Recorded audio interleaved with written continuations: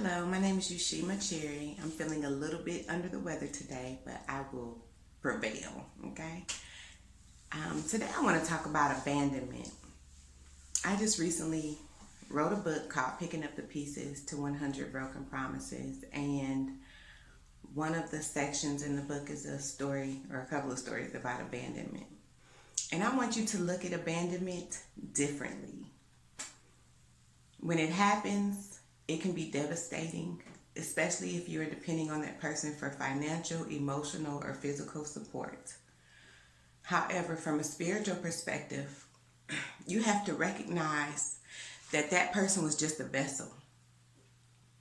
And if you're a believer, like I am, that vessel is expendable. God can use anybody to support you, to help you, to motivate you, to care for you. It doesn't lessen the pain of them leaving, but it does help the healing process once you recognize that it was always God in the first place that was taking care of you through that vessel. When my ex-husband left, I had been praying for our marriage diligently for 11 months and 22 days. That 11th month and 23rd day, I said, Lord, you need to fix this, or you need to remove him, take this. The next day, he left. Said he was going to work, never came back. I posted the story on IG, a snippet of it, under Year of Ushima. I'll have the information after the video. But when he left, I was shocked because it didn't happen the way I thought it should happen. I thought we would sit down, have a conversation. We would make a plan together. Look, this is not working. Maybe we should separate in 3 to 6 months when I get on my feet, because he didn't want me to work, right? I was an undergrad at that time, and he was like, no, I'm just going to take care of everything. Come to find out, it was a total disaster. He hadn't paid the mortgage in 7 months. It was a mess. So with that being said, I knew from the beginning that he was not for me. When I married him, I knew he wasn't for me. I felt it in my spirit. God let me know with several different red flags, but I was like, hold on, Lord, you could fix him. But you could fix him, you fix me, God is good, right? Sometimes we do that. How our relationship ends is sometimes dependent on whether or not we were obedient. I knew I wasn't obedient.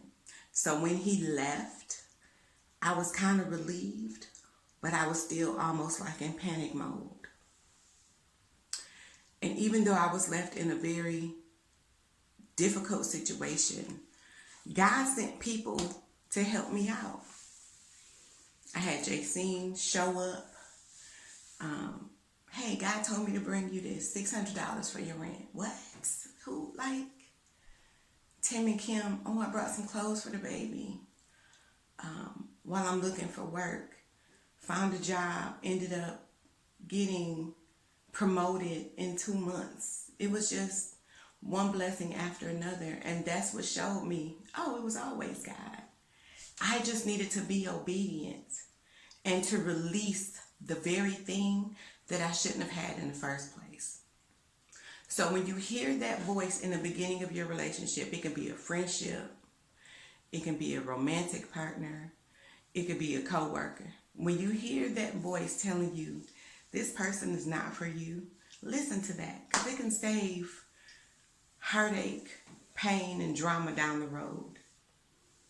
Because I was disobedient, our son suffered. He suffered badly from his dad abandoning him, from him leaving.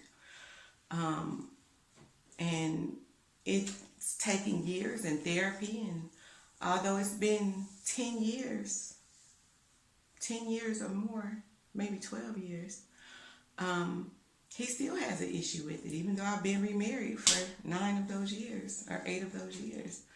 So the decisions that we make, they don't just affect us, they affect the people around us. Since I've gotten older and wiser, I take the time now to listen. I've been praying for the spirit of discernment.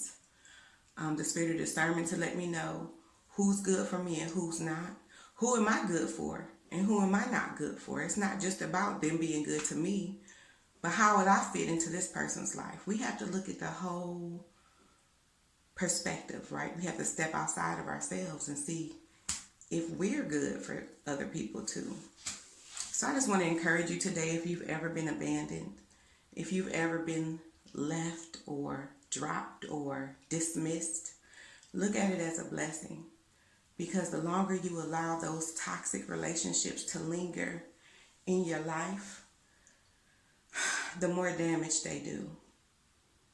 But a lot of this can be avoided if we're just obedient in the first place. So let's err on the side of caution and just not even deal with them if you hear their voice, okay?